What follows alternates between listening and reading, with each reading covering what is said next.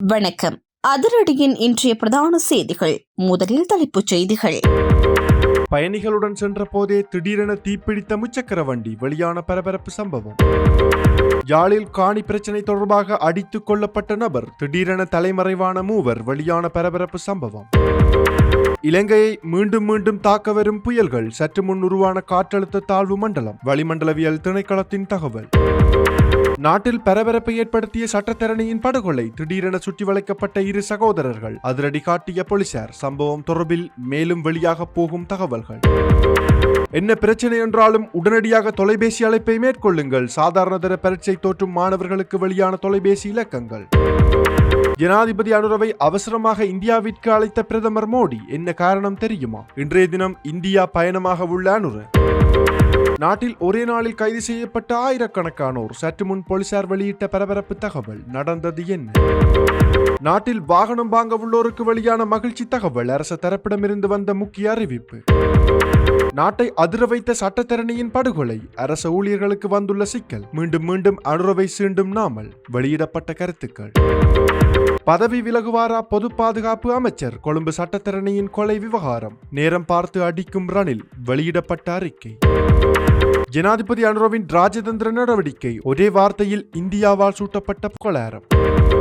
தொடர்வன விரிவான செய்திகள். விரிவான செய்திகளுக்கு செல்ல முன்னர் இதுபோன்ற செய்திகளை உடனுக்குடன் அறிந்து கொள்ள எமது அதிரடி சேனலை சப்ஸ்கிரைப் செய்து கொள்ளுங்கள். தலங்கம அக்குரேகுட பகுதியில் இடம்பெற்ற சட்டத்தரணி மற்றும் அவரது மனைவி கொலை சம்பவத்திற்கு உதவியதாகவும் உடந்தையாக செயற்பட்டதாகவும் குற்றம் சுமத்தப்பட்டு 20 மற்றும் 24 வயதுடைய 2 சகோதரர்கள் கைது செய்யப்பட்டுள்ளனர். கோட்டை பகுதியில் மேற்கு மாகாண தெற்கு குற்றப்பிரிவு அதிகாரிகள் மேற்கொண்ட விசேட சோதனை நடவடிக்கையின் போதே குறித்த 2 சந்தேக நபர்களும் கைது செய்யப்பட்டதாக காவல்துறை தெரிவித்துள்ளது. அத்துடன் இந்த கொலை சம்பவத்துடன் தொடர்புடையதாக அவர்கள் பயன்படுத்தியதாக சந்தேகிக்கப்படும் ஒரு காரையும் காவல்துறையினர் பறிமுதல் செய்துள்ளனர். கடந்த 13ஆம் தேதி அக்குரேகுட பகுதியில் அமைந்துள்ள ஒரு பல்பொருள் அங்காடிக்கு முன்னால் நடத்தப்பட்ட துப்பாக்கிச் சூட்டு சம்பவத்தில் சட்டத்தரணி ஒருவரும் அவரது மனைவியும் சுட்டுக் கொல்லப்பட்டிருந்தனர். இந்த சம்பவத்தை தொடர்ந்து பிரதான சந்தேக நபர்கள் தப்பிச் சென்றிருந்த நிலையில் காவல்துறையினர் தீவிர விசாரணைகளை முன்னெடுத்து வந்தனர்.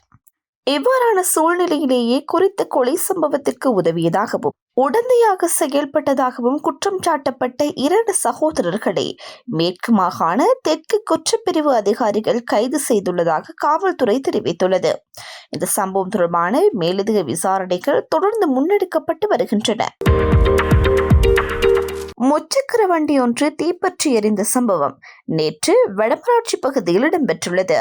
இந்த சம்பவம் தொடர்பில் மேலும் தெரிய வருவதாவது, பயணிகளை ஏற்றுக்கொண்டு பயணித்துக் கொண்டிருந்த முச்சக்கர வண்டியில் இயந்திரத்தில் ஏற்பட்ட கோளாறு காரணமாக அந்த வண்டி திடீரென தீப்பற்றி எரிந்துள்ளதாக தெரிவிக்கப்படுகிறது. இந்த விபத்து நேரத்தில் முச்சக்கர வண்டியில் பயணித்துக் கொண்டிருந்த பயணிகளும் சாரதியும் தெய்வாதிகமாக எந்தவித காயங்களும் இன்றி காப்பாற்றப்பட்டுள்ளனர். முச்சக்கர வண்டி தீப்பற்றி எரிந்ததை அவதானித்த அந்த வழியாக சென்ற பொதுமக்கள் உடனடியாக நடவடிக்கை எடுத்து தீ மேலும் பரவாமல் கட்டுப்படுத்தியதன் மூலம் ஓரளவு பாதுகாப்பை ஏற்படுத்தியுள்ளனர். இந்த சம்பவம் வள்ளிப்புற ஆழ்வார்கோவிலுக்கு அண்மித்த மருதங்கேணி பருத்தித்துறை பிரதான வீதியில் இடம்பெற்றுள்ளதாக தெரிவிக்கப்படுகிறது. இந்த சம்பவம் தொடர்பான மேலதிக விசாரணைகளை சம்பந்தப்பட்ட அதிகாரிகள் மேற்கொண்டு வருகின்றனர். யாழ்ப்பாணத்தில் காணி தொடர்பான பிரச்சினை காரணமாக ஒருவர் அடித்து கொலை செய்யப்பட்ட சம்பவம் ஒன்று பதிவாகியுள்ளது. இந்த கொலை சம்பவத்துடன் தொடர்புடைய 3 சந்தேக நபர்கள் தற்போது தலைமறைவாகியுள்ள நிலையில் அவர்களை கைது செய்வதற்காக கோப்பாய் காவல்துறை விசேட நடவடிக்கைகளை முன்னெடுத்துள்ளது. கோப்பாய் கல்வியியல் கல்லூரிக்கு அருகில் நேற்று திங்கட்கிழமை இடம்பெற்ற இந்த கொலை சம்பவத்தில் அப்பகுதியை சேர்ந்த செல்லத்துறை செல்வரஞ்சன் என்பவரை உயிரிழந்துள்ளதாக காவல்துறை தெரிவித்துள்ளது. உயிரிழந்த நபருக்கும் மற்றொரு நபருக்கும் இடையில் நீண்ட காலமாக காணி தொடர்பான பிரச்சினை ஒன்று நிலவி வந்ததாகவும் அது நேற்றைய தினம் முற்றிய நிலையில் கைகலப்பாக மாறியுள்ளதாகவும் ஆரம்பகட்ட விசாரணைகளில் தெரிய வந்துள்ளது. இந்த கைகலப்பின் போது 3 இணைந்து கொண்ட தாக்குதலின் காரணமாக செல்லத்துறை செல்வரஞ்சன் உயிரிழந்துள்ளதாக காவல்துறை தெரிவித்துள்ளது. சம்பவம் தொடர்பில் கோப்பாய் காவல்துறையினர் உடனடியாக சம்பவ இடத்திற்கு சென்று விசாரணைகளை முன்னெடுத்துள்ளதுடன் தாக்குதலுடன் தொடர்புடைய 3 சந்தேக நபர்களையும் அடையாளம் கண்டுள்ளதாகவும் அவர்களை கைது செய்வதற்கான நடவடிக்கைகள் தீவிரமாக மேற்கொள்ளப்பட்டு வருவதாகவும் தெரிவித்துள்ளனர்.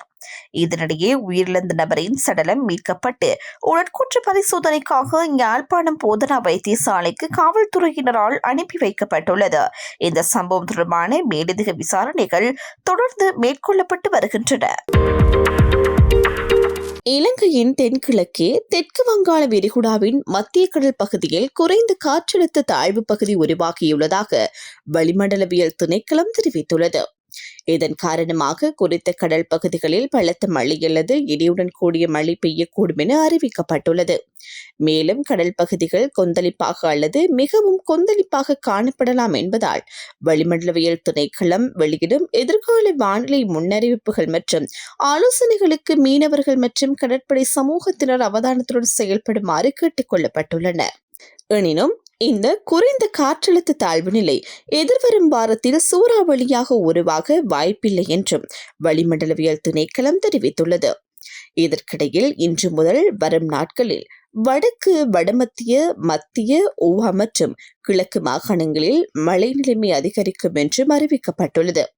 அதேபோல் வடக்கு, வடமத்திய, மத்திய, ஊவா மற்றும் கிழக்கு மாகாணங்களிலும் ஹம்பாந்தோட்டை மாவட்டத்திலும் அவ்வப்போது மழை பெய்யக்கூடும் என்று தெரிவிக்கப்பட்டுள்ளது. மத்திய, ஊவா மற்றும் கிழக்கு மாகாணங்களிலும் பொலன்னருவி மாவட்டத்திலும் சில இடங்களில் 100 மில்லிமீட்டருக்கும் அதிகமான கனமழை பெய்யக்கூடும் என எதிர்வு கூறப்பட்டுள்ளது. மற்ற பகுதிகளில் பிற்பகல் 1 மணிக்கு பின்னர் மழை அல்லது இடியுடன் கூடிய மழை பெய்யக்கூடும் என்றும் சில இடங்களில் சுமார் 75 மில்லிமீட்டர் வரையிலான ஓரளவு கனமழை பெய்யக்கூடும் என்றும் வளிமண்டலவியல் திணைக்களம் மேலும் தெரிவித்துள்ளது. கல்வி பொதுத்தராதர சாதாரண தர பரீட்சை ஏதேனும் அவசர அனர்த்த நிலை ஏற்பட்டால் மேற்கொள்ள வேண்டிய அனைத்து நடவடிக்கைகள் தொடர்பிலும் சம்பந்தப்பட்ட அனைத்து தரப்பினருடனும் இணைந்து ஒரு சிறப்பு திட்டம் வகுக்கப்பட்டுள்ளதாக அனர்த்த முகாமைத்துவ நிலைய பணிப்பாளர் பிரதீப் கொடிப்பிள்ளை தெரிவித்துள்ளார். நேற்று நடைபெற்ற ஊடகவியலாளர் சந்திப்பில் உரையாற்றும் போது அவர் இந்த விடயத்தை தெரிவித்தார். இதன்போது மேலும் கருத்து தெரிவித்த அவர், சாதாரண தர பரீட்சைக்கு தோற்றவுள்ள மாணவர்கள் ஏதேனும் காரணத்தால் பரீட்சை மையங்களை அடைய முடியாத நிலை ஏற்பட்டாலோ அல்லது பரீட்சைக்கு செல்லும் வழியில் சிரமங்களை எதிர்கொண்டாலோ உடனடியாக அனர்த்த முகாமைத்துவ மத்திய நிலையத்தை தொடர்பு கொள்ளும் வகையில் நேரடி தொலைபேசி எண்கள் அறிமுகப்படுத்தப்பட்டுள்ளதாக கூறினார். இதன்படி ஏற்கனவே பயன்பாட்டில் உள்ள 117 மற்றும் 1911 என்ற தொலைபேசி எண்களுக்கு மேலதிகமாக மேலும் 4 தொலைபேசி எண்கள் அறிமுகப்படுத்தப்பட்டுள்ளன. இதன்படி 011 366 80 20, 011 366 81 00, 011 366 80 13, 011 366 80 10 என்ற தொலைபேசி எண்களுக்கு பொதுமக்கள் தொடர்பு கொள்ள முடியும் என அவர் தெரிவித்தார். மேலும் பரீட்சை தொடங்குவதற்கு 2 நாட்களுக்கு முன்பிருந்து பரீட்சை நிறைவடைந்து வினாத்தாள் பாதுகாப்பாக கொண்டு செல்லப்படும் வரை பாதுகாப்பு படையினர் வளிமண்டலவியல் திணைக்களம் மற்றும் தொடர்புடைய அரசு துறைகளுடன் தொடர்ந்து கலந்தாலோசித்து தேவையான முன்னெச்சரிக்கை நடவடிக்கைகள் மேற்கொள்ளப்பட்டுள்ளதாகவும் அனர்த்த முகாமைத்துவ நிலையத்தின் பணிப்பாளர் பிரதீப் கொடிப்பிள்ளை மேலும் தெரிவித்தார்.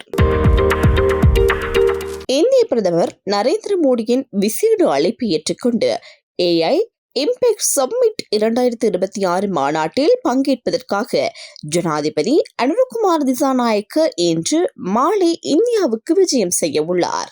செயற்கை நுண்ணறிவை மனித குலத்தின் நன்மைக்காக பொறுப்புணர்வுடன் பயன்படுத்துவதை பிரதான நோக்கமாக கொண்டு இந்திய பிரதமர் நரேந்திர மோடியின் தலைமையில் இந்த மாநாடு நடைபெற உள்ளது. இந்த மாநாட்டில் ஜனாதிபதி அனுரகுமார் திசாநாயக்க எதிர்வரும் 19ஆம் தேதி உரையாற்ற உள்ளதாக அறிவிக்கப்பட்டுள்ளது. 5 நாட்கள் நடைபெறவுள்ள இந்த மாநாட்டில் 20 நாடுகளை சேர்ந்த அரசு தலைவர்கள் பங்கேற்க உள்ளதுடன் 45க்கும் மேற்பட்ட நாடுகளின் பிரதிநிதிகளும் அதில் கலந்து கொள்ள உள்ளனர். மேலும் செயற்கை நுண்ணறிவு தொழில்நுட்பத்தின் எதிர்கால முன்னெடுப்புகள் அதனை உலகளாவிய சவால்களை எதிர்கொள்வதற்காக எவ்வாறு பயனுள்ளதாக பயன்படுத்தலாம் என்பது குறித்தும் இந்த மாநாட்டில் விரிவாக கலந்துரையாடப்பட உள்ளது. இந்த விஜயத்தின் போது ஜனாதிபதி அனுர்குமார் திசாநாயக்க, இந்திய பிரதமர் நரேந்திர மோடி உள்ளிட்ட பல நாடுகளின் தலைவர்களுடன் இருதரப்பு பேச்சுவார்த்தைகளையும் நடத்த உள்ளதாகவும் தெரிவிக்கப்படுகிறது. போலீஸ் மா அதிபரின் விசேட அறிவுறுத்தல்களுக்கு அமைவாக நேற்று நாடு தழுவிய ரீதியில் முன்னெடுக்கப்பட்ட சுற்றுவளைப்பு நடவடிக்கையின் போது 1000க்கும் மேற்பட்டோர் கைது செய்யப்பட்டுள்ளதாக இலங்கை காவல்துறை இன்று தெரிவித்துள்ளது. இந்த சுற்றிவளைப்பு நடவடிக்கையின் போது சுமார் 31,525 பேர் சோதனைக்கு உட்படுத்தப்பட்டதாகவும் போலீசார் கூறியுள்ளனர். இதன் அடிப்படையில் பல்வேறு குற்றச் செயல்களுடன் நேரடி தொடர்புடைய 20 பேர் அடையாளம் காணப்பட்டு கைது செய்யப்பட்டுள்ளனர். மேலும் நீதிமன்றத்தினால் பிறப்பிக்கப்பட்ட பிடியாணைகளின் அடிப்படையில் 429 பேரும், திறந்த பிடியாணைகளின் அடிப்படையில் 203 பேரும் இந்த நடவடிக்கைகளின் போது கைது செய்யப்பட்டுள்ளனர். அதேவேளை போக்குவரத்து விதிமீறல்கள் தொடர்பில் கடுமையான நடவடிக்கைகள் மேற்கொள்ளப்பட்டுள்ளதாக போலீசார் தெரிவித்துள்ளனர். அதன்படி மதுபோதையில் வாகனம் செலுத்திய 527 பேரும், கவனக்குறைவாக வாகனம் செலுத்திய 96 பேரும் நேற்று கைது செய்யப்பட்டுள்ளனர். இதற்கு மேலாக ஏனைய போக்குவரத்து விதிமீறல்கள் தொடர்பில் 4560 பேருக்கு எதிராக சட்ட நடவடிக்கைகள் எடுக்கப்பட்டுள்ளதாகவும் இலங்கை காவல்துறை தெரிவித்துள்ளது.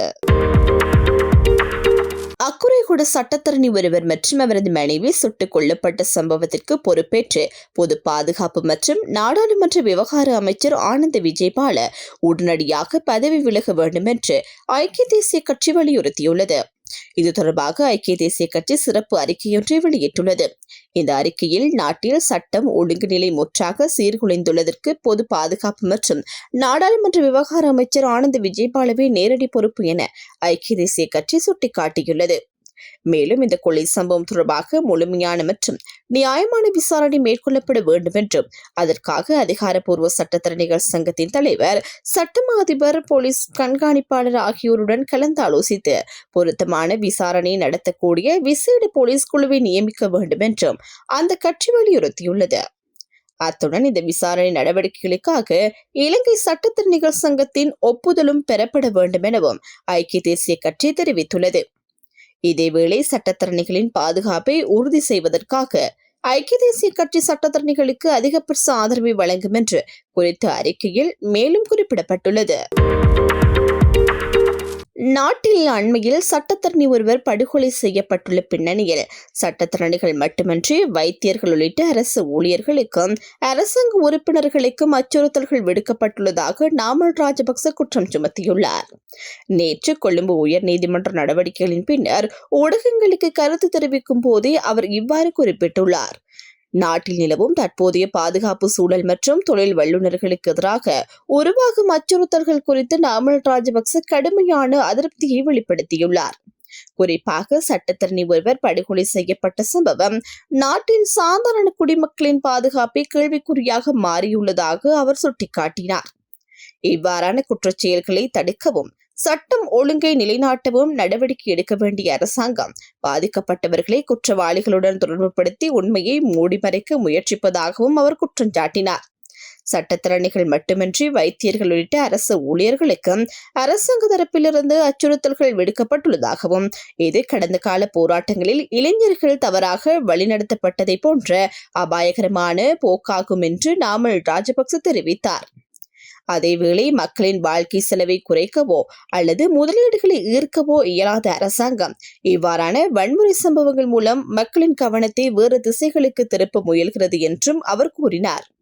மேலும் ஜனாதிபதி தலைமையிலான தற்போதைய அரசாங்கம் ஆட்சிக்கு வந்து நீண்ட காலம் கடந்த பின்னரும் இன்னும் முன்னைய அரசாங்கங்களையே குற்றம் சாட்டி வருவது வருத்தத்திற்குரியது என்றும் நாமல் ராஜபக்ச தனது கருத்தில் குறிப்பிட்டுள்ளார். 2026-20 உலகக்கிண்ண தொடரில் இந்தியா மற்றும் பாகிஸ்தான் அணிகளுக்கு இடையிலான போட்டி இலங்கை மாநகரமான கொழும்பில் சுமூகமாக நடைபெறுவதற்கான வழியை ஜனாதிபதி அனுர்குமார் திசாநாயக்க மேற்கொண்டு ராஜதந்திர முன்னெடுப்புகள் திறந்து வைக்கப்பட்டுள்ளன என பாகிஸ்தான் அரசு தெரிவித்துள்ளது. இலங்கைக்கு உத்தியோகபூர்வ விஜயம் மேற்கொண்டு பாகிஸ்தானின் உள்துறை மற்றும் போதைப்பொருள் ஒழிப்பு அமைச்சர் மொஹ்சின் நக்வி நேற்றைய தினம் ஜனாதிபதி செயலகத்தில் ஜனாதிபதி அனுர்குமார் திசாநாயக்கவை சந்தித்த போது இதனை தெரிவித்தார். இந்தியாவுக்கு எதிராக விளையாடுவதில் பாகிஸ்தான் தாறுமாறான தயக்கம் காட்டிய நிலையில் ஜனாதிபதி அனுர்குமார் பாகிஸ்தான் பிரதமரை தொலைபேசியில் தொடர்பு கொண்டு பேசிய பிறகு அந்த தீர்மானம் மாற்றம் பெற்றதாகவும் நக்வி கூறினார்.